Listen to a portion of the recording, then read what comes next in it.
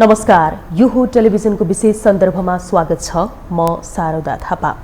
यति बेला ठूला राजनीतिक दलको महाधिवेशन सम्पन्न भएको छ र भर्खरै नेकपा माओवादी केन्द्रले पनि एक हप्ता लगाएर नयाँ नेतृत्व त नबनाऊ, नेतृत्व त पुरानै भयो, तर पनि 8औं महाधिवेशन सम्पन्न गरेको छ। तर पनि पदाधिकारी बैठक, विशेष गरी नवनिर्वाचित कमिटीको पहिलो बैठकले पदाधिकारी चयन गर्ने चाहिँ जुन निर्णय भएको थियो, पदाधिकारी चयन भने हुन सकेको छैन र धेरैले प्रचण्ड नै फेरि दोहोरिनु अनि त्यसपछि नेकपा माओवादीमा अर्को विकल्प किन नभएको भन्ने खालका प्रश्नहरू उठाइरहेका छन् र यिनै समसामयिक विषयमा रहेर आज हामी कुराकानी गर्दैछौँ नेकपा माओवादी केन्द्रका प्रमुख सचेतक देव गुरुङसँग। यहाँलाई स्वागत छ कार्यक्रममा। धन्यवाद। जस्तो यहाँहरूको एक हप्ता लगाएर चाहिँ महाधिवेशन सम्पन्न भयो होइन, एक हप्तासम्म महाधिवेशन चाहिँ जुन समय लम्बियो, यो अवस्था चाहिँ कसरी आयो? कम्युनिस्टहरूको कुनै पनि महाधिवेशन विचारको महाधिवेशन हुन्छ। विचारको छलफल बहस र एक प्रकारको ग्रेट डिबेट भनेर भनिन्छ, महान बहस भनेर भनिन्छ। विद्यमान मुलुकको समस्या, राष्ट्रिय अन्तर्राष्ट्रिय समस्याहरू, चुनौतीहरू सामना गर्नका लागि विचारमा केन्द्रित नभइकन हुँदैन, विचारमा एकरूपता पैदा नभइकन हुँदैन, सही वैज्ञानिक विचारको संश्लेषण नगरिकन हुँदैन भन्ने मान्यताको आधारमा हरेक अधिवेशनहरूमा विचारमै केन्द्रित भएर छलफल गर्ने गर्छन्। त्यसकारणले अहिले पनि तपाईँको अब पूर्व केन्द्रीय आयोजक समितिले चाहिँ को तर्फबाट अध्यक्ष कमरेडले प्रस्तुत गरेको प्रतिवेदन पनि मुख्यतः चाहिँ विचार केन्द्रित भएर आएको थियो। राष्ट्रिय अन्तर्राष्ट्रिय परिस्थितिको विश्लेषण गर्नुको साथै विद्यमान राष्ट्रिय अन्तर्राष्ट्रिय अन्तर्युद्धहरूलाई हल गर्ने विधि के हो, प्रक्रिया के हो, नीति के हो, कार्यक्रम के हो भन्ने विषयमा नै बढी केन्द्रित भएर चाहिँ आएको हुनाले त्यो विषयमा सबै सदस्यहरू झन्डै 1800 भन्दा बेसी सदस्यहरूको सहभागितामा चाहिँ मतलब यो सम्पन्न भएको हुनाले सबैको बिचमा छलफल चलाउँदाखेरि करिब 6-7 दिन चाहिँ त्यसैले समय लिएको अवस्था हो र बाँकी चाहिँ अब सानो रूपले 1 दिनको समय लिएको हो र 8औं दिनको अन्तरालमा चाहिँ यो सम्पन्न भएको हो। र अर्को कुरा चाहिँ जस्तो नवनिर्वाचित केन्द्रीय कमिटीले पदाधिकारी छान्ने भन्ने यहाँहरूको चाहिँ जुन थियो, तर पदाधिकारी चयन हुन सकेन, मात्रै अध्यक्ष सर्वसम्मत रूपमा चाहिँ चयन गरियो, यो चाहिँ किन? अब यो चाहिँ विधान अनुसार चाहिँ केन्द्रीय समितिले पदाधिकारी बनाउने, स्थायी समिति बनाउने, पोलिट ब्युरो बनाउने भनेर भनेको चाहिँ छ।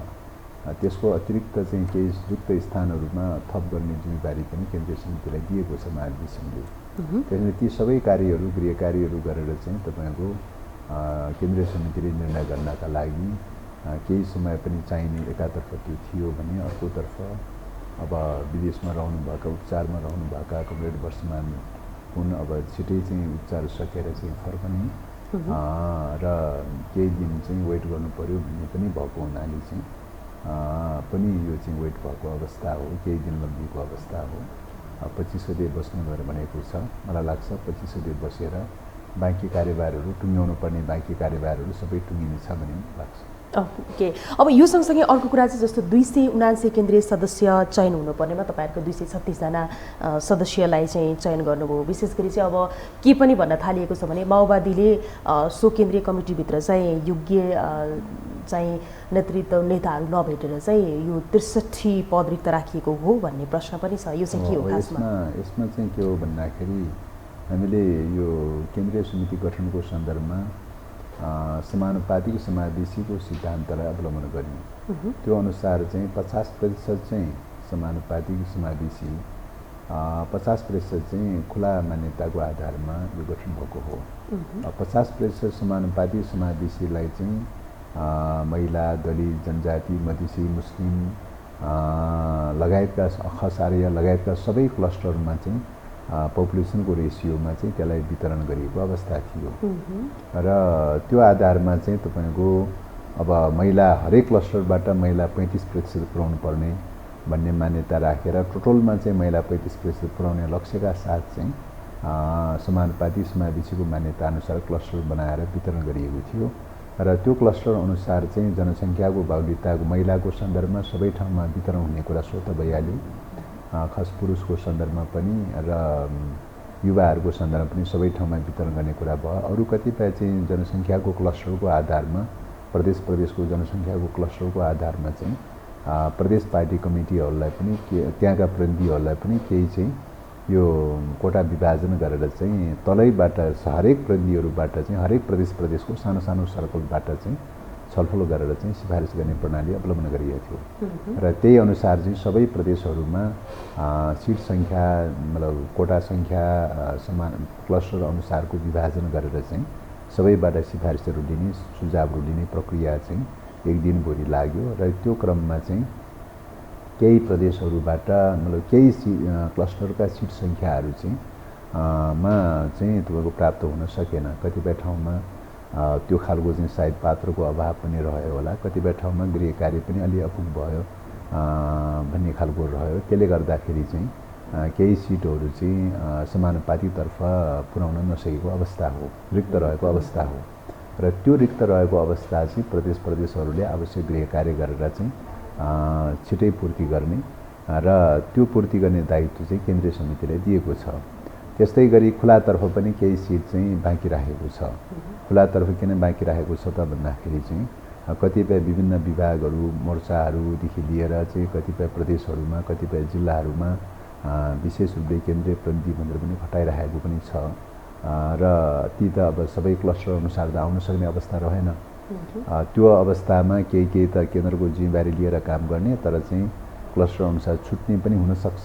त्यसो भएको हुनाले चाहिँ त्यस प्रकारका साथीहरूको सन्दर्भमा केही सिट चाहिँ खुला पनि राखेर चाहिँ केन्द्रीय समितिले मनोनयन गर्ने व्यवस्था गर्नुपर्छ भन्ने हिसाबले चाहिँ केही सिट खुला राखेको थियो र त्यो खुला सिटको सन्दर्भमा पनि केन्द्रीय समितिले नै मनोनयन गर्ने जिम्मेवारीका साथ चाहिँ महाधिवेशनले टुङ्ग्याएको छ र त्यस आधारमा 63 सिट चाहिँ रिक्त रहेको अवस्था हो। गृह कार्य गर्ने समय भएन भनौँ न हैन सिधै अब मतलब मेजर रूपमा चाहिँ गृह कार्य सम्पन्न भएकै हो। त्यो आधारमा आपसी सहमतिको आधारमा सबैको बिचमा अन्तर्क्रिया गर्दै छलफल गर्दै लगेर आपसी सहमतिको आधारमा टुङ्गिएको हो। केही सेक्टरहरूको सन्दर्भमा छलफल गर्न चाहिँ भ्याइएन, चाहिँ छलफल गर्न गृह कार्य गर्न चाहिँ टाइम पुगेन। त्यसले गर्दाखेरि त्यो जिम्मेवारी चाहिँ आगामी केन्द्रीय समितिलाई नै जिम्मेवारी दिने गरिकन चाहिँ सहमति गरेर टुङ्गिएको अवस्था हो। अब नेकपा माओवादी केन्द्रको महाधिवेशनभन्दा अगाडि नेपाली कङ्ग्रेस, नेकपा एमाले, त्यसैगरी राप्रपाको महाधिवेशन भयो होइन। त्यति बेला चाहिँ अब नेकपा माओवादीले पनि कङ्ग्रेस एमालेको महाधिवेशनको बारेमा केही टिका टिप्पणी गरेको थियो, तर नेकपा माओवादीको महाधिवेशनमा पनि केही फरक देखिएन भनेर चाहिँ विभिन्न खालको टिका टिप्पणी बहसहरू भइरहेका छन्। यसमा के भन्नुहुन्छ तपाईँ? अब फरक चाहिँ कतिपय कुराहरूमा समानता हुनसक्छ, रूपमा समानता हुनसक्छ, तर सारमा भन्ने हो भने उहाँहरूको महाधिवेशनहरूभन्दा हाम्रो महाधिवेशन फरक रह्यो भन्ने लाग्छ। कसरी? किन त भन्दाखेरि कुनै पनि महाधिवेशन भनेको विचार संश्लेषणको हिसाबले, विचार निर्माणको हिसाबले विद्यमान राजनीतिक, आर्थिक, सांस्कृतिक रहेका समस्याहरू, मुलुकको विद्यमान चुनौतीहरू, डेमोक्रेसीसँग सम्बन्धित चुनौतीहरू, राष्ट्रियतासँग रहेका चुनौतीहरू, यी चुनौतीहरू चाहिँ को सम्बोधन गर्नका लागि चाहिँ विचारमै अपग्रेड नगरिकन हुँदैन, विचारमै एकरूपता पैदा नगरिकन हुँदैन। त्यस कारणले गर्दा किन रिभोल्युसन भनेको त विचारको आधारमा हुने कुरा हो। सही विचार, सही वैज्ञानिक विचारको आधारमा हुने कुरा हो। सही वैज्ञानिक विचार कहाँबाट जन्मिन्छ त भन्दाखेरि चाहिँ तपाईँको जनताको बिचमा हुने छलफल, अन्तर्क्रिया, त्यहाँबाट आउने सुझावहरू पार्टीमा सङ्केन्द्रित हुन्छन्। पार्टी सदस्यहरूबाट आउने सल्लाह सुझावहरू परामर्शहरू गर्दै लगेर केन्द्रीय समितिमा केन्द्रित हुन्छन्। त्यहाँ आएका विचारहरूको आधारमा चाहिँ बृहत रूपमा महाधिवेशनमा प्राय सबै क्षेत्रबाट आउने प्रतिनिधिहरूको बिचमा छलफल गरेर चाहिँ एउटा विचार संश्लेषण गर्ने प्रक्रिया चाहिँ नै महत्त्वपूर्ण पाटो हो। त्यसकारणले उहाँले त्यो विचार संश्लेषणको पाटोलाई चटक्कै छोडिदिनु भयो। उहाँले विशुद्ध के गर्नुभयो त भन्दाखेरि पुँजीवादी पार्टीहरूमा हुने जस्तो चाहिँ अब सामान्य लोकतान्त्रिक के अरे बुर्जुवा चुनाव जस्तो टाइपको चाहिँ केन्द्रीय समिति गठन, पुनर्गठन, विघटन अथवा चाहिँ पदाधिकारी चयन गर्ने टाइपको चाहिँ विशुद्ध चाहिँ मतलब व्यक्ति केन्द्रित प्रकारको निर्वाचनमा जानुभयो। चाहिँ त्यहाँनिर विचार केन्द्रित भएन, संस्था केन्द्रित भएन, चाहिँ व्यक्ति केन्द्रित भएर चाहिँ निर्वाचनमा जानुभयो। त्यसो भएको हुनाले हामीले विचार केन्द्रित गर्नुपर्छ, नैतिक आदर्श मूल्य मान्यता केन्द्रित गर्नुपर्छ। हामीले गरेका विगत कालमा गरेका सही उपलब्धिहरू के हुन्, गलत समस्याहरू के हुन् अथवा यो बिचमा चाहिँ जस्तो तपाईले व्यक्ति केन्द्रित विचारमा रहेर चाहिँ यता कङ्ग्रेस एमाले महाधिवेशन सम्पन्न गर्यो भनिरहँदाखेरि अहिले नेकपा माओवादीलाई पनि विभिन्न खालको आरोप त लागिरहेछ, तपाईँले पनि सुन्नु भएको होला। र के भनिन्छ भन्दाखेरि नेकपा माओवादी केन्द्रमा पनि त नेकपा माओवादी केन्द्रका अध्यक्ष प्रचण्ड पुष्पकमल दाहाल प्रचण्डले चाहिँ आफ्नो विचार लाद्नु भएको, आफ्नो कुण्ठा पोख्नु भएको भनेर भनिएको छ। जुन दस्तावेज, जुन प्रस्ताव उहाँले पेश गर्नु भएको छ नि, र त्यसैलाई ताली बजाइयो, त्यसै गरी नयाँ नेतृत्व छानियो भन्ने पनि छ के। अब यसमा मान्छेहरूले त्यस्तो खालको आरोप लगाउन सक्छ, तर त्यो आरोपको पछाडि कुनै सत्यता छैन भन्ने हो। किन त भन्दाखेरि चाहिँ विचार निर्माणको प्रक्रिया र विधि भनेर भनेको तपाईँको मैले अघि पनि निवेदन गरेँ कि जनताबाट विभिन्न जनताको तहमा र बिचमा रहेका समस्याहरू पार्टी सदस्यहरूमा सङ्केन्द्रित भएर आउँछ, प्रतिबिम्बित भएर आउँछ। पार्टी सदस्यहरूमा रहेका विचारहरू बिस्तारै बिस्तारै पार्टी केन्द्रमा नेतृत्वमा केन्द्रित भएर आउँछ र त्यो नेतृत्वमा केन्द्रित भएर आएका चाहिँ सङ्केन्द्रित भएर आएका विचारहरूलाई नै संश्लेषण गर्दै व्यापक बृहत छलफलको प्रक्रियाबाट अब 1800 सदस्य सङ्ख्याको बिचमा छलफल गरेर बृहत छलफलको बिचको आधारमा चाहिँ एउटा निष्कर्षमा पुग्ने कुरा हो, एउटा सोलुसनमा पुग्ने कुरा हो। त्यस कारणले गर्दाखेरि यो त कलेक्टिभ लिडरसिपको अभिव्यक्तिको रूपमा व्यक्त हुने कुरा हो। व्यक्त हुने क्रममा त आखिरमा नेतृत्वबाट व्यक्त हुने कुरा हो। नेतृत्वबाट व्यक्त हुने विचार भनेर भनेको व्यक्तिको मात्रै निजी विचार भन्ने त हुँदैन त। यो भौतिक संसारमा चाहिँ त्यो समाजको चाहिँ मान्छे त आखिरमा समाजको उपज हो। चाहिँ यो समाजमा आउने खालका विचारहरू, विभिन्न वर्गहरूमा आउने खालका विचारहरू नै प्रतिबिम्बित हुँदै हुँदै गएर चाहिँ तपाईँको नेतृत्वबाट अभिव्यक्त हुने कुरा हो। त्यस कारण केन्द्रीकृत सामूहिक नेतृत्वको केन्द्रीकृत अभिव्यक्ति भनेर भनिन्छ। अध्यक्षबाट नेतृत्वबाट हुने अभिव्यक्ति चाहिँ त्यो केन्द्रीकृत सामूहिक नेतृत्वको अभिव्यक्ति हो। त्यो चाहिँ त्यस कारणले गर्दाखेरि यसमा हरेक सदस्यहरू कुनै न कुनै कमोबेसी रूपमा सेयर रहेको हुन्छ। विचार निर्माणमा, विचार छलफलमा हरेकको चाहिँ सेयर रहेको हुन्छ। त्यस कारणले गर्दाखेरि यसलाई चाहिँ यो सामूहिक खालको पद्धतिलाई चाहिँ नबुझ्दाखेरि कतिपयले निजी रूपमा सोच्न सक्छ, व्यक्तिको रूपमा सोच्न सक्छ। अब जसरी अरू पुँजीवादी पार्टीहरूमा सोच्ने गर्दछन्, व्यक्ति नै सर्वेसर्वा हो, व्यक्ति नै सम्पूर्ण हो भन्ने ढङ्गले सोच्ने गर्दछन्। तर कम्युनिस्ट आन्दोलनमा त विचार केन्द्रित ढङ्गले, संस्कार संस्कृति कमिटी सामूहिक पद्धति केन्द्रित ढङ्गले चाहिँ सोच्ने खालको अभ्यास रहेको हुन्छ। त्यस कारणले गर्दाखेरि हरेक कुराहरू कमिटी प्रणाली अनुसार नै सोच्ने कुरा हो। उहाँले प्रस्तुत गर्ने दस्तावेज पनि के हो त भन्दाखेरि सेन्ट्रल कमिटीमा छलफल गर्ने, त्यसपछि स्थायी समितिमा छलफल गर्ने, त्यहाँ छलफल गरेर चाहिँ विचारहरूको मूल विचारहरू यो ठिक छ भन्ने कुराको आधारमा सामूहिक ढङ्गले आयोजक समितिको तर्फबाट उहाँले प्रस्तुत गर्नुभएको विषय हो। त्यसले उहाँको निजी विचार भन्ने चाहिँ खालको भन्दा पनि चाहिँ संस्थागत रूपले सामूहिक रूपले आएको विचार अभिव्यक्त गर्ने कुरा हो हैन। त्यसो भएको हुँदा त्यसलाई चाहिँ अन्यथा ढङ्गले डिस्टोर गर्न चाहिँ सायद मिल्दैन भन्ने लाग्छ। त्यही त यही बिचमा जस्तो नेकपा माओवादीको महाधिवेशनकै चाहिँ गतिविधि जुन चाहिँ प्रक्रियाहरू तपाईँहरूको थियो होइन, त्यसलाई लिएर पनि मान्छेहरूले के पनि भन्न थालेका छन् भने अहिले नारा चाहिँ श्रमजीवी अनि सर्वहारा वर्गको लगाउने, तर व्यवहार भने सामन्तवादीको देखाउने भन्ने खालको चाहिँ आरोप पनि लाग्यो। यसलाई चाहिँ कसरी क्लियर गरिदिनुहुन्छ? अब निश्चय पनि यो समाजमा, यो समाजको धरातलबाट बनेको कम्युनिस्ट पार्टी हो। कम्युनिस्ट पार्टी श्रमजीवी वर्गको पार्टी भएको भए तापनि यो वर्गीय धरातलबाट विभिन्न खराबी विचारहरू पनि, खराब संस्कार संस्कृतिहरू पनि आइरहन्छ। त्यस कारणले त्यो खराब संस्कार संस्कृतिहरू आइरहने भएको हुनाले कम्युनिस्ट पार्टीभित्र निरन्तर चाहिँ आलोचना, आत्मलोचना अथवा अर्को शब्दमा दुई लाइन सङ्घर्ष भनेर भनिन्छ, निरन्तर दुई लाइन सङ्घर्ष चलिरहन्छ र चलाउनुपर्छ। र यदि त्यो दुई लाइन सङ्घर्ष समाप्त भयो भने, चलेन भने त्यो पार्टी मृत तुल्य हुन्छ। त्यो रूपान्तरण हुँदैन, परिवर्तन हुँदैन, गतिशील हुँदैन। त्यस कारणले गर्दा निरन्तर दुई लाइन सङ्घर्ष चलिरहनुपर्छ। त्यसले चाहिँ पार्टीलाई धोइ पखाली गर्ने, सफा गर्ने काम चाहिँ गरिरहन्छ। अब यो बिचमा पार्टीको विकासको यात्रामा हामीले त्यस प्रकारको सङ्घर्षलाई कति अवलम्बन गर्न सक्यौँ सकेनौँ भन्ने कुरा पनि अहिले पार्टीले समीक्षा गरेको छ।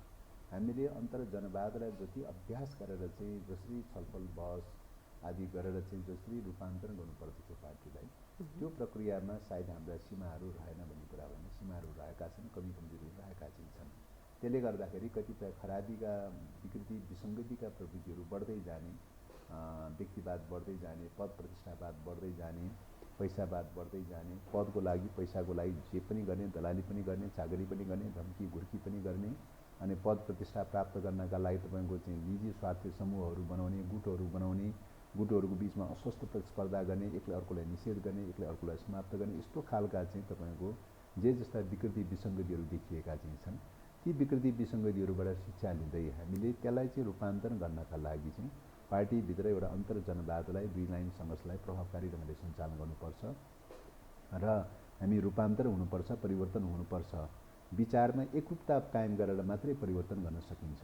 त्यसकारण विचारमा एकरूपता कायम गर्ने काम महाधिवेशनले यस प्रकारका सम्मेलनहरू भेलाहरूले काफी हदसम्म विचारमा एकरूपता कायम गर्ने काम गर्छ र त्यसले चाहिँ तपाईँको सङ्गठनलाई रूपान्तरण गर्ने, आचार संस्कार संस्कृतिलाई पनि रूपान्तरण गर्ने, व्यक्तिवादी चिन्तन दृष्टिकोण, गुटवादी चिन्तन दृष्टिकोण, महत्त्वाकांक्षी पद प्रतिष्ठावादी चिन्तन दृष्टिकोणलाई पनि रूपान्तरण गर्ने यो प्रक्रियामा लगाउने हो। त्यस कारणले गर्दाखेरि चाहिँ यो प्रक्रियामा अहिलेको महाधिवेशनले धेरै महत्त्वपूर्ण भूमिका निर्वाह गरेको छ। पार्टीलाई रूपान्तरण गर्नका लागि धेरै नेकपा माओवादीमा सामन्तवाद झल्कियो भन्ने कुरा गलत हो।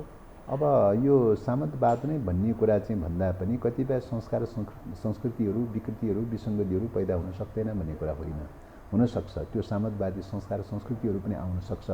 किन भन्दा नेपाली समाज चाहिँ सामन्तवादी राजतन्त्र प्रणाली समाप्त भएको भए तापनि केही संस्कारजन्य समस्याहरूबाट टोटली मुक्त त भइसकेको छैन। अझ त्यो ठाउँमा तपाईँको एकाधिकार दलाल पुँजीवादको, वित्तीय एकाधिकार दलाल पुँजीवादको प्रभुत्व कायम भएको चाहिँ छ। वित्तीय एकाधिकार दलाल पुँजीवादले कस्तो खालको संस्कार संस्कृति जन्माउँछ त भन्दाखेरि पद र पैसाको लागि जे पनि गर्ने प्रकारको संस्कार संस्कृति जन्माउँछ। यसले आफ्नो स्वत्व, आफ्नो स्वाभिमान, देशको स्वाभिमान, पार्टीको स्वाभिमान, जनताको स्वाभिमान भन्नेतर्फ भन्दा पनि चाहिँ होइन के गर्दाखेरि मतलब आफूले पैसा प्राप्त गर्न सक्छ, पद प्राप्त गर्न सक्छ होइन।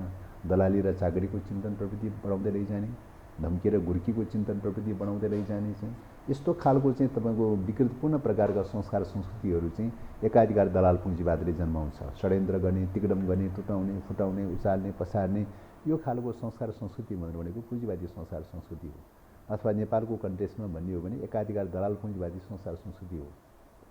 श्रमजीवी वर्गको संस्कार संस्कृति भनेको सिधा साधापना, सरलपना, मतलब श्रमप्रति आस्था विश्वास राख्ने र मेहनत गर्ने, पसिना बगाउने, कसैमाथि पनि छलछाम गर्नु हुँदैन, कसैमाथि ठगठाक गर्नु हुँदैन, चाहिँ कसैमाथि पनि षड्यन्त्र गर्नु हुँदैन, तिग्डम गर्नु हुँदैन, सिधा साधा र चाहिँ इमान्दारिता नै कम्युनिस्टहरूको पहिचान हो। चाहिँ त्यसैले यो सिधा साधा र इमान्दारिताको संस्कार र संस्कृति लोप हुँदै गयो भने विकृति विसङ्गति मतलब छल कपट गर्ने, षड्यन्त्र गर्ने, तिग्डम गर्ने चाहिँ एकले अर्कोलाई चाहिँ तपाईँको चाहिँ निषेध गर्ने प्रकारका चाहिँ जो संस्कार संस्कृति बढ्दै गयो भने त्यसलाई हामी के भन्छौँ भन्दाखेरि पुँजीवादी संस्कार संस्कृतिमा भन्छौँ।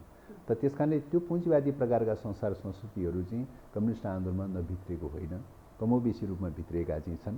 त्यसले त्यो संस्कार र संस्कृतिबाट पार्टीलाई मुक्त गराउँदै, पार्टीलाई शुद्धिकरण गराउँदै सर्वहारा वर्गीय, श्रमजीवी वर्गीय संस्कार र संस्कृति स्थापित गर्ने अभियानको रूपमा पनि हामी लाग्नुपर्छ। नत्र भने हामीमा भ्रष्टीकृत हुँदै जाने खालको चाहिँ अरू पार्टीहरूको जस्तो विकृतिपूर्ण प्रकारका संस्कार संस्कृतिहरू भित्रन सक्छ। त्यसबाट हामी चोखो रहन प्रयास गर्नुपर्छ, निरन्तर पहल गर्नुपर्छ भन्ने महाधिवेशनको प्रतिबद्धता पनि हो। अब यो महाधिवेशनको प्रतिबद्धता रहँदै पनि नेकपा माओवादी केन्द्रको महाधिवेशनलाई लिएर विभिन्न टिका टिप्पणी भइरहेका छन्। यहाँले सबै क्लियर गरिदिनुहुन्छ होला सायद होइन। र यो बिचमा चाहिँ जस्तो अध्यक्ष सर्वसम्मत रूपमा चयन भए पनि अन्य पदहरूमा चाहिँ चुनाव गराउने जुन चाहिँ मिति तोकिएको, समय तोकिसकेपछि पनि प्रचण्डकै कुरा चाहिँ लागियो, ताली बजाउन लगाइयो भन्ने आरोप छ नि। यो कुरालाई चाहिँ तपाईँ कसरी क्लियर गरिदिनुहुन्छ? जबकि तपाईँको 1800 भन्दा बढी प्रतिनिधिहरू सहभागी थिए होइन, जहाँ चाहिँ कतिलाई चुनावै लड्न मन थियो होला, प्रतिस्पर्धा गर्न मन थियो होला, उनीहरूको असन्तुष्टिलाई कसरी पुरा गर्नुहुन्छ?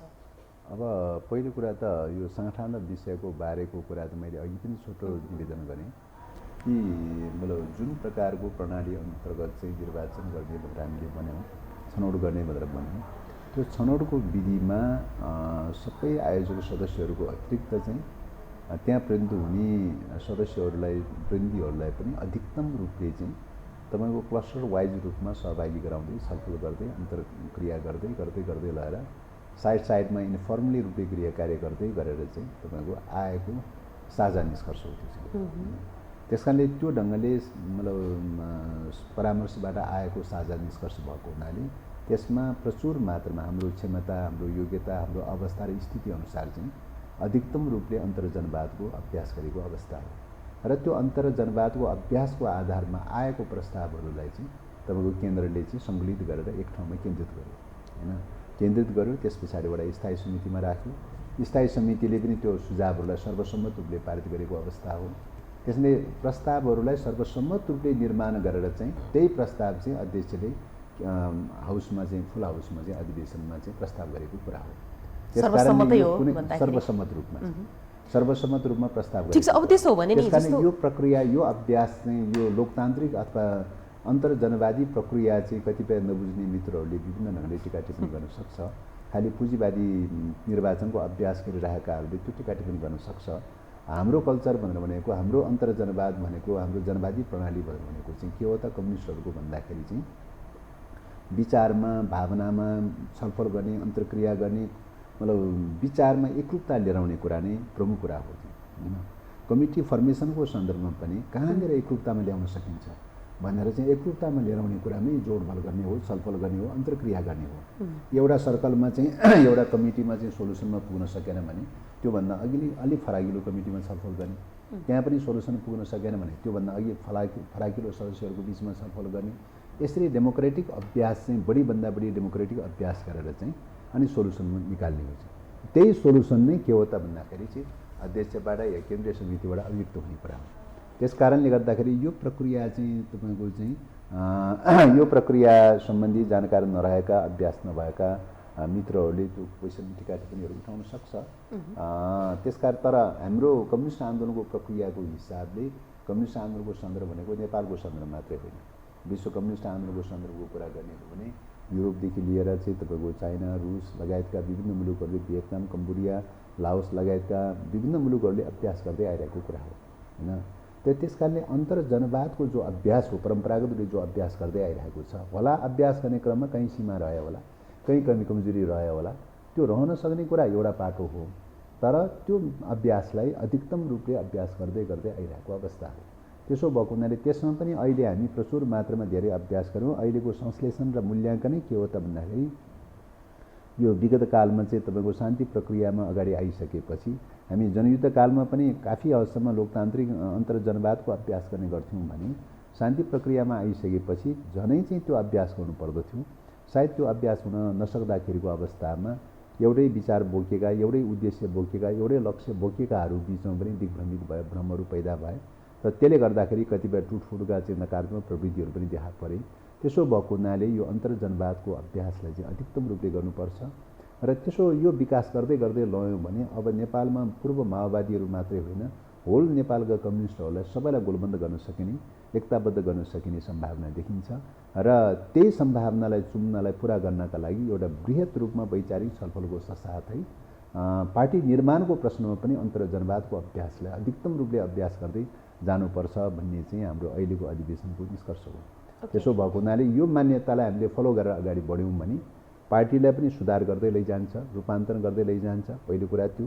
दोस्रो कुरा के गर्छ भने छरिएर रहेका जति पनि कम्युनिस्ट घटकहरू छन्, पूर्व माओवादी लगायतका कम्युनिस्ट घटकहरू छन्, सबैलाई चाहिँ बिस्तारै बिस्तारै गोलबन्द गर्दै लैजान सकिन्छ र एउटा बृहत ग्रेट डिबेटको बिचबाट चाहिँ नेपाली क्रान्तिको बाटो के हो त, के हुन सक्छ त भन्ने निष्कर्ष पनि निकाल्न सकिन्छ र त्यो संश्लेषण अथवा त्यो निष्कर्षमा होल लेफ्ट मुभमेन्टलाई चाहिँ गोलबन्द गर्न सकियो भने नेपालमा चाहिँ तपाईँको समाजवादी क्रान्ति पनि सम्भव छ, नेपालको राष्ट्रिय स्वाधीनताको पनि रक्षा गर्न सकिन्छ, समृद्धिको पनि विकास गर्न सकिन्छ भन्ने विश्वासका साथ चाहिँ यो अधिवेशन अगाडि बढेको छ। यो अधिवेशनको बारेमा तपाईँले यसरी कुरा गरिरहँदाखेरि नि जस्तो प्रचण्डपछि माओवादी रहँदैन भन्ने निष्कर्ष हो तपाईँहरूको?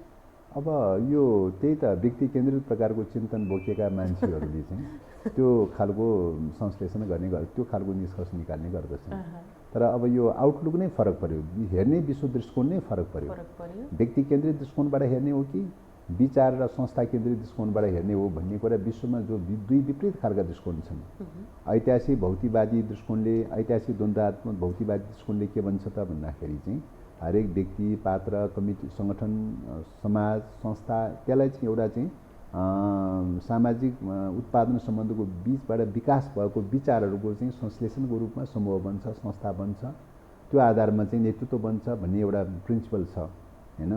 अब सामन्तवादी पुँजीवादीहरूको दृष्टिकोण चाहिँ के छ भने फलना व्यक्ति, ढिसना व्यक्ति, व्यक्ति नै सर्वेसर्वा, व्यक्ति नै सम्पूर्ण, व्यक्ति नै चाहिँ सम्पूर्ण चाहिँ भन्ने प्रकारको चिन्तनबाट बन्छ। व्यक्ति नै प्रमुख बन्ने चिन्तनले जनतालाई निषेध गर्छ, वर्गलाई निषेध गर्छ, समुदायलाई निषेध गर्छ, संस्थालाई निषेध गर्छ।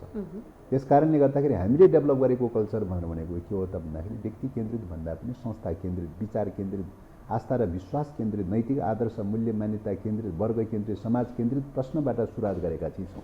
त्यसैले कोही नेता, कोही नेतृत्व, कोही व्यक्तिहरूको तलमाथि हुने कुराको आधारमा चाहिँ संस्था सिद्धिने, आन्दोलन सिद्धिने भन्ने कुरा हुँदैन चाहिँ।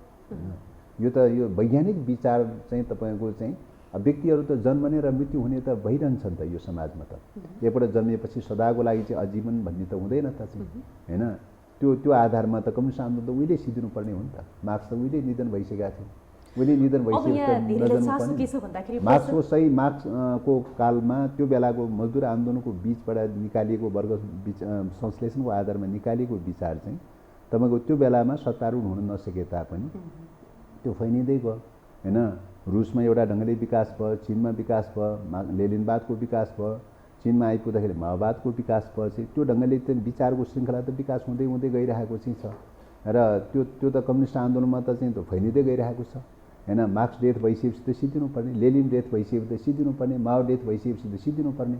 तर यो किन सिद्धिएन त, किन फैलिँदै गयो त भन्दाखेरि वैज्ञानिक विचार भएको हुनाले यो त मतलब रक्तबीज जस्तै गरिकन यो त फैलिँदै फैलिँदै विशाल हुँदै जाने कुरा हो।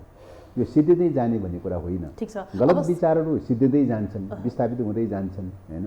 सही विचार र सही वैज्ञानिक विचारहरू त स्थापित हुँदै जान्छ।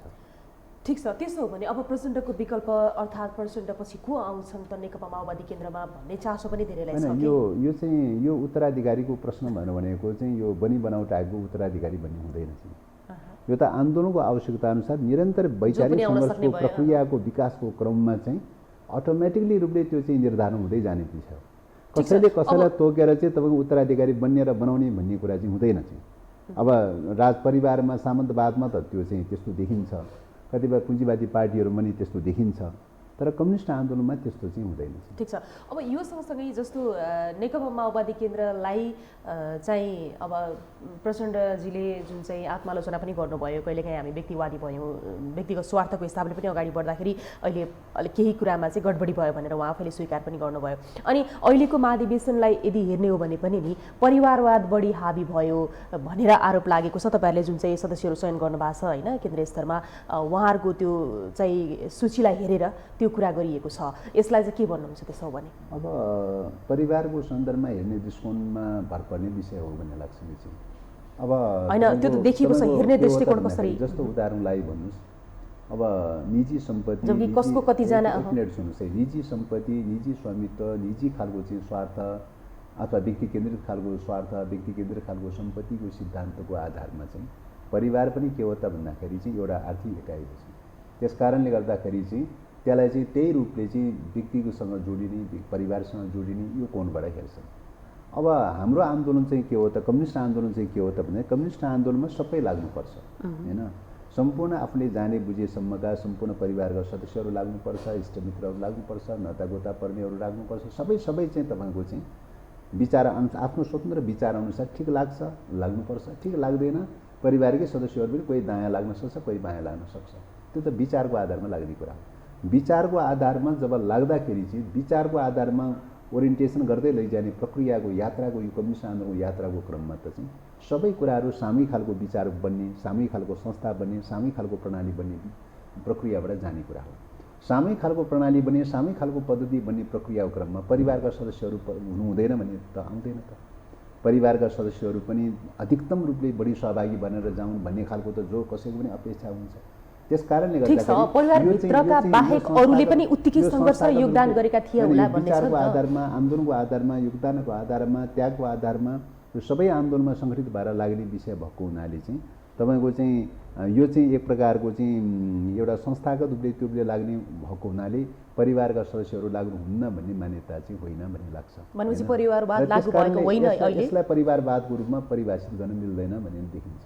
परिवारवाद भनेको के हो त? निजी स्वार्थको लागि, निजी पदको लागि, निजी प्रतिष्ठाको लागि, होइन? र त्यो प्रकारको स्वार्थ सिद्ध गर्नलाई परिवारको आर्थिक एकाइ एउटा छ, होइन? त्यही स्वार्थ सिद्ध गर्नलाई परिवारका सदस्यहरू लाग्ने भनेर भन्दाखेरि त्यहाँ परिवारवादको प्रश्न आउँछ, होइन? तर सामूहिक स्वार्थको लागि परिवारका सदस्यहरू एबिसिडी जोसुकै किन नहोस्, सामूहिक स्वार्थको लागि, देशको लागि, जनताको लागि, राष्ट्रको लागि, वर्गको लागि चाहिँ लागिरहेको छ भने त त्यो त परिवारका सबै सदस्य लायो भने पनि त्यो त स्वागतयोग्य कुरा हो। ठिक छ कि त्यो बाहेकका अरूले पनि उत्तिकै सङ्घर्ष र योगदान दिएका थिए होलान्, तर अरू चाहिँ साइड लगाइयो लागे भन्ने त्यो त अलग पाटो भयो। तपाईँको त्यो मूल्याङ्कनको पाटो भयो। त्यो चाहिँ मूल्याङ्कन गर्ने क्रममा अब यो समाज विज्ञानमा ठ्याक्कै गणितीय रेखा जस्तो त मूल्याङ्कन गर्न सकिँदैन चाहिँ। समाज विज्ञानमा थोरै कम बेसी त पर्न सक्छ। एउटै व्यक्तिको 6-7 जनालाई त्यो त परिवारका सदस्यहरूको सन्दर्भ मात्रै नभइकन अरू साथीहरूको सन्दर्भमा पनि मूल्याङ्कन गर्ने क्रममा त थोरै थोरै दायाँ बायाँ अलिअलि तलमाथि त पर्न सक्छ। कोही सिनियर साथीहरू अलिक पछाडि पर्ने छुट्ने, अलिक जुनियर साथीहरू अगाडि आउने चाहिँ हैन, आफ्नो क्षेत्रका आफ्नो भेगका साथीहरू अलिकति प्रायोरिटी परेर अगाडि आउने, अर्को क्षेत्र अर्को भेगका साथीहरू अलिकति छुट्ने, थोरै थोरै दायाँ बायाँ त पर्न सक्छ। त्यसलाई त म टोटल्ली इन्कारी गर्न त सकिँदैन चाहिँ। किन त भने यो समाज विज्ञानमा अब सरलीकृत रेखाको चाहिँ गणितीय रेखा त हुँदो रहेनछ हैन। मान्छेहरू निरन्तर रूपले क्रान्तिमा आन्दोलनमा कति लागिरहेको छ छैन भन्ने कुराहरूको लगत अपडेट गर्ने, कमिटीहरू अपडेट गर्ने, को कुन समयमा पार्टी प्रवेश गरेको थियो, कसले कुन कुन जिम्मेवारी लिएर आएको थियो भन्ने कुराहरूको लगत विवरणहरू सबै अपडेट गरेर चाहिँ त्यो अनुसारको प्रमोसन गर्न सक्ने खालको चाहिँ व्यवस्था गर्न सकेको भए अझ राम्रो हुन्थ्यो भन्ने आफ्नो ठाउँमा छ। त्यो प्रक्रियामा निश्चय पनि यो व्यवस्थापकीय पाटोमा हाम्रा सीमाहरू छन्, कमी कमजोरीहरू ठिक छ। परिवारवाद लागू भएको होइन भनेर तपाईँ भन्नुहुन्छ हैन। यो परिवारवाद भन्ने चाहिँ हाम्रो सन्दर्भमा चाहिँ यो प्रक्रिया कम्युनिस्ट आन्दोलनको यो सन्दर्भमा चाहिँ लागू हुँदैन भन्ने लाग्छ। हुँदैन भएन यो महाधिवेशनमा त्यो चाहिँ त्यो लागू हुँदैन पनि लागू हुँदैन। ठिक छ। यो छनौट प्रक्रिया के अरे परिवारवाद होइन भनेर यहाँले भन्नुभएन। छनौट प्रक्रियाको सन्दर्भमा मैले अघि निवेदन गरेँ, छनौट प्रक्रियाको सन्दर्भमा मूल्याङ्कन गर्ने क्रममा कहीँ थोरै कम बेसी त हुनसक्छ, कम बेसी हुनसक्छ, दायाँ बायाँ पर्न सक्छ हैन। अलि नजिकका अलि ध्यान जाने, अलि टाढा रहेकालाई ध्यान नपुग्ने, त्यस्तो थोरै थोरै कम बेसीलाई चाहिँ हामी टोटली इन्कार गर्न त सक्दैनौँ चाहिँ हैन। त्यो मानवीय सीमाहरू त रहन सक्छ त्यस्तो चाहिँ। तर परिवारवाद भनेको त के हो त फिलोसफिकली रूपले चाहिँ के हो त भन्दाखेरि यो त व्यक्ति केन्द्रित निजी केन्द्रित प्रकारको चाहिँ चिन्तनको दृष्टिकोणको चाहिँ उपज हो यो चाहिँ त। तपाईको क्लेरिफिकेसन भयो। त्यस कारणले गर्दाखेरि चाहिँ ठिक छ, यसलाई त्यो रूपले अर्थाउन मिल्दैन भन्ने चाहिँ अब आम नागरिकहरूले बुझ्नु पनि भयो होला, जे चाहन खोज्नु भएको थियो जिज्ञासा थियो। अब यो सँगसँगै छ नि अर्को चाहिँ एउटा के देखियो नेकपा माओवादी केन्द्रको महाधिवेशनमा भनेदेखि गाउँ फर्क अभियान हैन, जस्तो को कहाँबाट आएको त्यहीँ जाने हैन, श्रम गर्ने लगायतका धेरै कुराहरू आए र यो गाउँ फर्क अभियानकै कुरा गर्नुपर्दाखेरि चाहिँ पञ्चायतकालमै असफल भएको हो नि हैन गाउँ फर्क अभियान। अब अहिले सम्भव कसरी छ? फेरि किन पुरानै डरामा चाहिँ फर्कन थाल्नु भयो? यस्तो मतलब त्यो पञ्चायतकालमा पञ्चहरूले सुरुवात गरेको गाउँ फर्क अभियानको सन्दर्भ र अहिले चाहिँ माओवादीहरूले अङ्गीकार गर्न खोजेको अवधारणाको बिचमा त गुणात्मक रूपले, मौलिक रूपले, तात्विक रूपले फरक विषय हुने, एउटै रूपमा परिभाषित गर्न मिल्दैन। अब पार्टी चाहिँ के हो त भन्दाखेरि पार्टी चाहिँ तपाईँको क्रान्तिको अथवा आन्दोलनको साधन हो हैन, साध्य होइन, लक्ष्य होइन चाहिँ यो साधन हो। त्यसो भएको हुनाले साधन भन्ने कुरा के हुनुपर्छ भन्दाखेरि आन्दोलनको चरित्र अनुसार, आन्दोलनको स्वरूप अनुसार कतिखेर कस्तो प्रकारको आन्दोलनको डिमान्ड गर्छ त्यो अनुसार चाहिँ कम्युनिस्ट कार्यकर्ताहरू नेताहरूले त्यो अनुसारको जीवनशैली एडप्ट गर्न सक्नुपर्छ भन्ने हो चाहिँ। सम्भव छ भनेको मैले। एक मिनट सुन्नुहोस्। अब जस्तो विगत कालमा पञ्चायत कालमा भूमिगत जीवनको प्रक्रियाबाट सङ्गठन गर्नुपर्ने स्थिति पैदा भयो। भूमिगत जीवन अवलम्बन गर्नलाई एडप्ट गर्ने प्रक्रियाबाट जानु पर्यो हैन। अब एउटा शस्त्र सङ्घर्षको प्रक्रियामा, जनयुद्धको प्रक्रियाबाट गइरहेको बेलामा, युद्धको अभ्यासको चाहिँ संस्कार र संस्कृतिबाट एडप्ट हुनु पर्यो चाहिँ, त्यो ढङ्गले एडप्ट गर्न सक्नु पर्यो। एवं प्रकारले चाहिँ तपाईँको अहिले पछिल्लो समयमा अब शान्तिपूर्ण आन्दोलनको प्रक्रियाबाट गइरहेको छ, सदन सडक सङ्घर्ष गर्दै तपाईँको सरकारसम्म पुग्ने खालको चाहिँ यो प्रक्रियाबाट आन्दोलनको स्वरूप बदलिएको चाहिँ छ। यो स्वरूप बदलेको अवस्थामा यही स्वरूपलाई पनि एडप्ट गर्न तयारी हुनुपर्छ भन्ने हो चाहिँ एउटा। त्यो यो स्वरूपलाई एडप्ट गर्दाखेरि के त भन्दाखेरि कतिपय विकृति विसङ्गतिहरू देखा पर्दै परेन भनेर भन्न सकिँदैन। नयाँ नयाँ प्रकारका संस्कार संस्कृतिहरू एडप्ट गर्दाखेरि चाहिँ कतिपय पुराना विकृत खालका संस्कार संस्कृतिहरू पनि ससाथै आउँछन्, नेगेटिभ पक्ष पनि ससाथै आउँछ, विशुद्ध पोजिटिभ मात्रै आउँदैन चाहिँ। त्यसो भएको हुनाले कतिपय नेगेटिभ पक्षहरू पनि आइरहेका हुन्छन्, त्यसलाई पनि हामीले धोइ पखाली गरिरहनुपर्छ भन्ने मान्यता हो एउटा त्यो।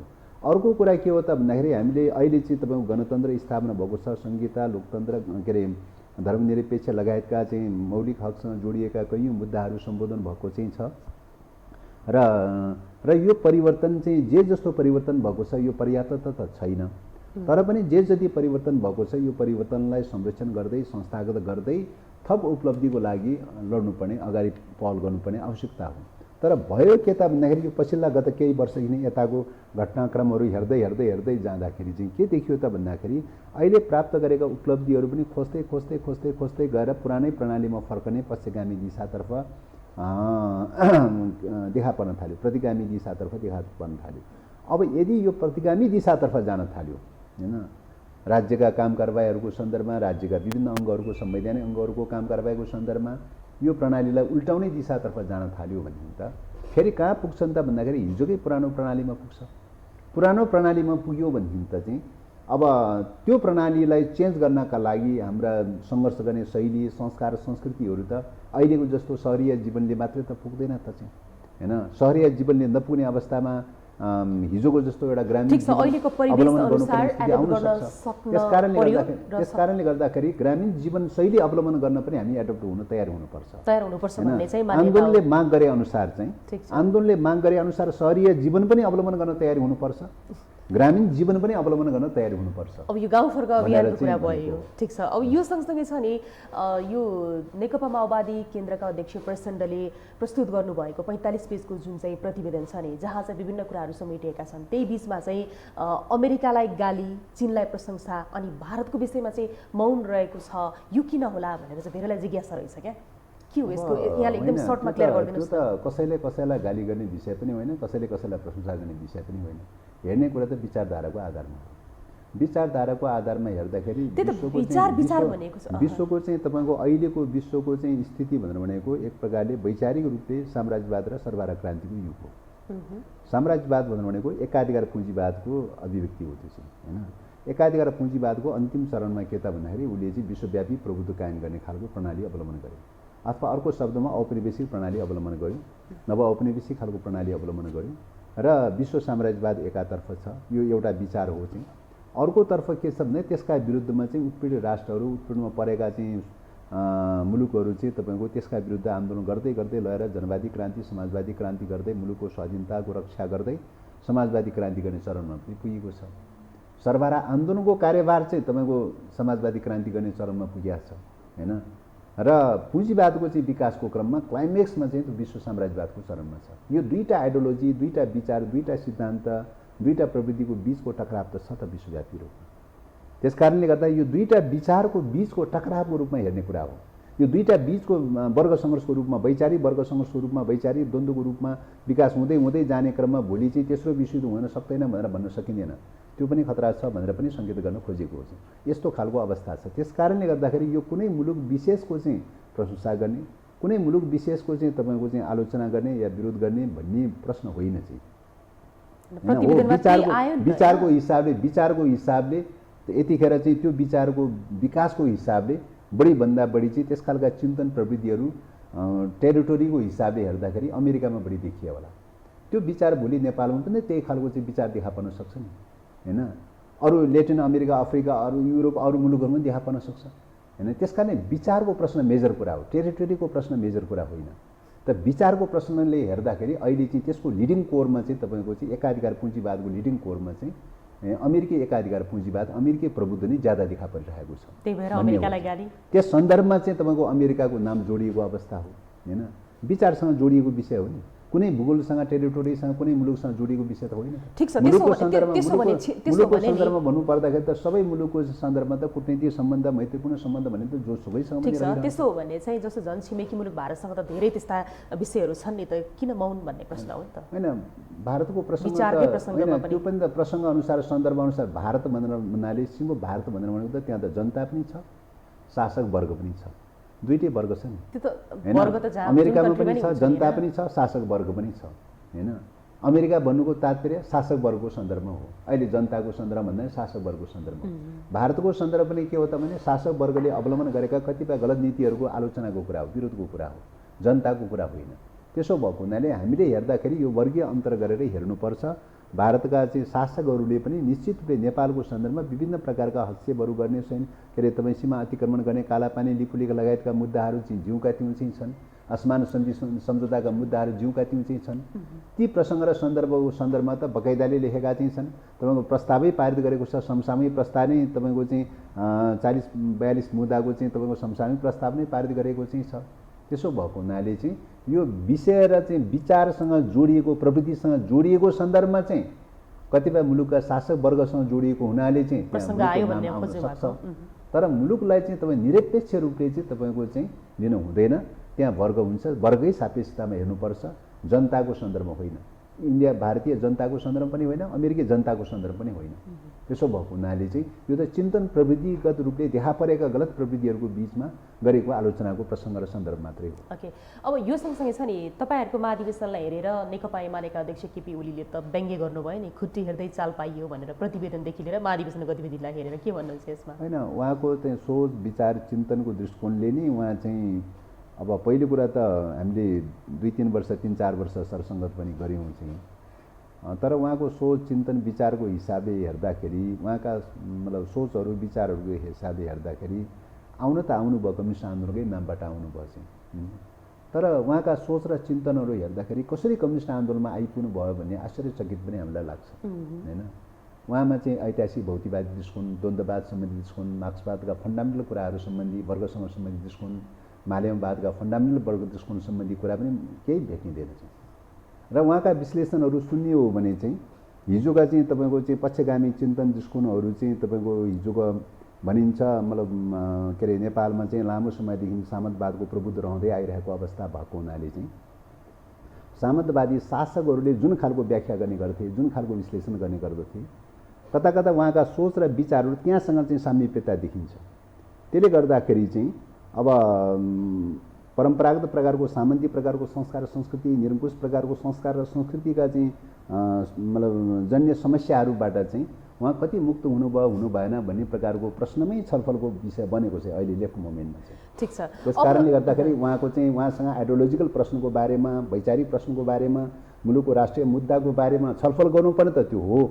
क्रान्ति किन हुन सकेन, समाजवादी क्रान्ति कसरी गर्ने, के कारणले हाम्रो समाजवादी क्रान्ति हुन सकेन, कहाँ कहाँ सीमा रह्यो, कहाँ कहाँ कार्यनीतिमा कहाँ त्रुटि रह्यो, रणनीतिमा कहाँ त्रुटि रह्यो, त्यहाँ बहस हुनुपर्ने, मालेमवादलाई कसरी डेभलप गर्ने त्यहाँ बहस हुनुपर्ने, केन्द्रित हुनुपर्नेमा उहाँको बहसको केन्द्रबिन्दु कहाँ हुन्छ भने अहिलेको उपलब्धिहरूलाई पनि चाहिँ विस्थापित गर्दै लैजाने, पुरानै प्रकारको चाहिँ पुराना राजा महाराजाहरूले व्याख्या गर्ने खालका चाहिँ चिन्तन सोचहरू दृष्टिकोणहरू पनि कता कता अभिव्यक्त हुने गरेको पाइन्छ चाहिँ त्यो चाहिँ।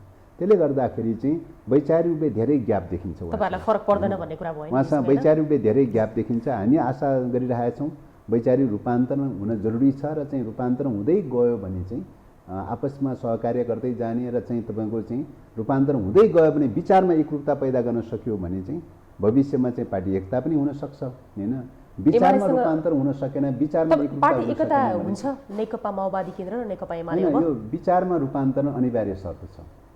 विचारको हिसाबले विगत कालमा नेकपा बनाउँदाखेरिको बेलामा राजनीतिक प्रतिवेदन, राजनीतिक दस्तावेज जो तयार गरेको ठिक छ, त्यो दस्तावेजमा टिकेर अगाडि बढ्ने हो भने चाहिँ विचारमा एकरूपता भयो भने, तर उहाँले त्यो दस्तावेज त स्वीकार त औपचारिक रूपले स्वीकार त गर्नुभयो, तर जीवन व्यवहार हेर्दाखेरि चाहिँ त्यो त आत्मसातीकरण त गर्नुभएको देखिएन। विचारमा एकता भयो भने ओली र प्रचण्ड त्यस कारणले गर्दाखेरि यो विचारमा रूपान्तरण भयो भने चाहिँ हुन्छ, कम्युनिस्ट आन्दोलनमा असम्भव भन्ने कुरा केही पनि हुँदैन। ठिक छ, अब नेकपा माओवादी केन्द्रको महासचिव को बन्ला को होला भन्ने धेरैको जिज्ञासा छ। तपाईँ आफै पनि दावेदार सायद हुनुहुन्छ होला, को बन्न सक्छ? मैले व्यक्तिगत रूपले फल्ना हुनुपर्छ, ढिक्सना हुनुपर्छ भनेर दावी विरोध चाहिँ कसैले गरेका छैन र कम्युनिस्ट आन्दोलनमा त्यस्तो दावी गर्दै हिँड्ने विषय पनि होइन होइन। कम्युनिस्ट आन्दोलनमा जिम्मेवारीहरू बाँडफाँड भनेको कार्य समितिले सामूहिक ढङ्गले, संस्थागत रूपले सामूहिक ढङ्गले चाहिँ कसले के जिम्मेवारी लिन उपयुक्त हुन्छ, कसले के जिम्मेवारी लिन उपयुक्त हुन्छ भनेर चाहिँ कार्य विभाजन गर्ने कुराहरू, जिम्मेवारीहरू बाँडफाँड गर्ने कुरा हो। त्यस कारणले गर्दाखेरि त्यो रूपले चाहिँ लिनुपर्ने विषयमा चाहिँ फल्ना हुनुपर्छ र ढिक्सना हुनुपर्छ भनेर चाहिँ आफै हुनुपर्छ भनेर चाहिँ माथापिची गर्ने खालको विषय हो भन्ने लाग्दैन। ठिक छ, अब यो चाहिँ विशेष गरी हामीले नेकपा माओवादीको महाधिवेशन केन्द्रित भएर कुराकानी गऱ्यौँ। अब समय हामीसँग धेरै छैन। अब यति बेला यो राष्ट्रिय सभाको चाहिँ निर्वाचनको लागि मनोनयन दर्ता भइसकेको छ होइन। जस्तो 19 सिट मध्ये नि तपाईँहरूको आफ्नो गठबन्धनले चाहिँ कति सिट जित्छ होला क्या? जिज्ञासा यहाँ अर्को पनि छ। अब अहिलेको आंकलन अनुसार अब गठबन्धनको तर्फबाट अब जुन दलबाट टिकट दिएको भए तापनि साझा उम्मेदवारको रूपमा लिएर चाहिँ गठबन्धनले साझा उम्मेदवारको रूपमा बनाएर अगाडि बढ्नुपर्छ भनेर भनिएको चाहिँ छ। मलाई लाग्छ अब गठबन्धनले चाहिँ सबै सिटहरू जित्नुपर्ने हो भन्ने लाग्छ। यदि गठबन्धनको मूल्य मान्यता अनुसार अवलम्बन भयो भने जित्नुपर्छ जस्तो त लाग्छ। तर निर्वाचन हो, निर्वाचनको कुरा भयो, ग्यारेन्टी भन्ने कुरा त कहीँ पनि हुँदैन। अब तपाईँहरूले तालमेल गर्दाखेरि चाहिँ नि जस्तो के कुरालाई बढी आधार बनाउनु भयो क्या? जस्तो यहाँ सिटकै कुरा गर्नुपर्दाखेरि काङ्ग्रेसबाट 3 सिट खाली हुँदाखेरि 6 सिट काङ्ग्रेसलाई दियो, जसपाको एउटा पनि सिट खाली थिएन उसलाई पनि दियो होइन। यो सँगसँगै जस्तो अब तपाईँहरूकै कुरा गर्ने भने 4 सिट खाली हुनेले 5 सिट मात्रै लियो, यो चाहिँ केलाई आधार बनाइएको? अब यो चाहिँ अब गठबन्धनको बिचमा आपसी सहमतिको लागि चाहिँ अपनाइएका चाहिँ हुन्। आपसी सहमति कहाँनिर सहमति हुन्छ त्यही आधारमा हो। अब मोटो खाकाको रूपमा सायद अब स्ट्रेन्थकै आधारमा संसदमा प्रतिनिधित्व भइरहेको स्ट्रेन्थकै आधारमा चाहिँ सायद नेताहरूले गर्नु भएको छ जस्तो लाग्छ। त्यसो भएको हुनाले चाहिँ त्यही रूपले विभाजन भएको चाहिँ हामी अनुमान गर्न सक्छौँ। अर्को एउटा कुरा नि जस्तो तपाईँहरू सरकारमा हुनुहुन्छ होइन, सरकारमा भएको कारणले गर्दाखेरि 5 महिना नागिसकेको छ गठबन्धन सरकार बनेको। ओलीले केही गरेनन्, सबै भत्काए बिगारे मात्रै भनेर चाहिँ गठबन्धनको सरकार बन्यो। तर गठबन्धनको सरकारप्रति पनि यति बेला आम नागरिकहरू चाहिँ निराश देखिन्छन् कि बरु ओली नै ठिक थिए बन्न पो थालिसके मान्छेहरू? अब यसमा चाहिँ होलान् कतिपयको टिका टिप्पणीलाई म अन्यथा मान्न नसकेला। अब हामीले हेर्दाखेरि समग्र राजनीतिक कोर्सको आधारमा हेर्नुपर्छ। समग्र राजनीतिक कोर्सको आधारमा हेर्दाखेरि आज मुलुकमा जे परिवर्तन भएको चाहिँ छ ती परिवर्तनहरूको सायद ओलीजी रहनु भएको भए ती परिवर्तनहरू रक्षा हुन्थे कि हुने थिएन। एउटा चुनौती त्यो थियो। त्यो चुनौतीबाट एक हदसम्म चाहिँ मुक्त भएको चाहिँ छ नयाँ गठबन्धन सरकार बनेर चाहिँ। पहिलो कुरा त्यो। दोस्रो कुरा अहिलेको भू राजनीतिक परिवेश र अन्तर्राष्ट्रिय ग्लोबलाइजेसनको अवस्थामा शक्ति राष्ट्रहरूको टकरावको स्थितिमा नेपाललाई एउटा स्ट्राटेजिक पोइन्ट बनाएर चाहिँ सैन्य रणभूमि बनाउने प्रकारको चाहिँ तपाईँको चाहिँ स्ट्राटेजीहरू अन्तर्निहित रहेको अवस्थामा नेपाल बस्थ्यो कि बस्ने थिएन। ओलीजीको परराष्ट्र नीति पनि गठबन्धन सरकारको कारणले नेपाल बचेको भन्ने भयो हैन। परराष्ट्र नीति पनि हेर्यौं, ओलीजीको डेमोक्रेसी प्रतिको दृष्टिकोण ठीक छ, उहाँको तर यो सरकारको कुरा गरेको यो सबै हेर्दाखेरि कोलिसन गभर्नमेन्ट बनेकै कारणले गर्दाखेरि चाहिँ नेपाल बच्यो। अहिले चाहिँ तपाईको अहिलेको प्राप्त डेमोक्रेसी पनि बचेको छ, नेपाल पनि बचेको छ हैन। त्यसकारणले होला आर्थिक विकास निर्माणका कार्यक्रमहरूको सवालमा ढिलाइ भइरहेछ, राज्यका अङ्गहरूलाई परिचालन गरेर तीव्र गतिमा निर्माण गर्ने कुराहरूमा थोरै तलमाथि होला, दायाँ बायाँ होला अथवा चाहिँ धीमा गति हुन सक्ला। ठीक छ, अब यो जनतालाई डेलिभरी सेवा दिने कुराहरूमा थोरै कमोबेसी हुन सक्ला। त्यो त चाहिँ तपाईको मात्रात्मक रूपले तलमाथि त जहाँ पनि परिरहन्छ। तर हामीले त मौलिक रूपले र गुणात्मक प्रश्नमा हेर्नुपर्छ। गुणात्मक प्रश्न के हो त भन्दा देश बच्छ कि बच्दैन, डेमोक्रेसी बच्छ कि बच्दैन, परिवर्तनका मुद्दाहरू सम्बोधन हुन्छ कि हुँदैन, अथवा त्यो उल्टिन्छ कि उल्टिँदैन चाहिँ हेर्ने कुरा त त्यहाँ हो नि। मौलिक रूपले हेर्ने कुरा त त्यहाँ हो नि। त्यस अर्थमा हेर्ने हो भने यो गठबन्धनको सरकार बनेकै कारणले गर्दाखेरि नेपाल बचेको छ। यो गठबन्धन सरकार बनेकै कारणले गर्दाखेरि यो अहिलेको प्राप्त डेमोक्रेसी बचेको छ। अब यो खतराबाट मुक्त भएको चाहिँ अर्को एउटा कुरा नि यसको चाहिँ एकदमै सर्टमा एन्सर दिनुलाई यहाँले जस्तो संसद अवरुद्ध लगातार भइरहेको छ। जस्तो अहिलेकै कुरा गर्ने हो भने पनि नेकपा एमाले अवरोध गरि नै रहेको छ र अहिले संसद बस्दाखेरि त यो एमसीसी को विषयलाई लिएर बस्ने पनि भनिएको छ। यो संसद अवरोध कहिलेसम्म गठबन्धन सरकारले किन मिलाउन सकेन कि? यही त दृष्टिकोणमा रहेको समस्याको उपज कहाँ हो त भन्दाखेरि चाहिँ संसदमा अभिव्यक्त भइरहेको चाहिँ छ। संसद भनेको त व्यवस्था, यो राज्यको व्यवस्थापिकाको एउटा महत्त्वपूर्ण अङ्ग हो चाहिँ। यो डिफङ हुने बित्तिकै के हुन्छ त संविधान तपाईको चाहिँ विस्थापित हुन थाल्दछ, संविधानले काम गर्न छोड्दछ, कानुनहरू निर्माण गर्ने प्रक्रिया अवरुद्ध हुन्छ, संविधानले काम गर्न छोड्छ र संविधानले काम गर्न छोड्यो भने राज्यका सबै अङ्गहरू डिफङ हुँदै जान्छ, राज्य नै डिजल्भ हुन सक्ने खतरा रहन्छ। त्यसकारणले एउटा अङ्गलाई डिफङ गराउने बित्तिकै चाहिँ त्यसले चाहिँ इम्प्याक्ट त अरू अङ्गहरूमा पर्न जान्छ। त्यसकारणले मतभेद नहुने भन्ने कुरा होइन, मतभेद हुन्छ जहाँ पनि।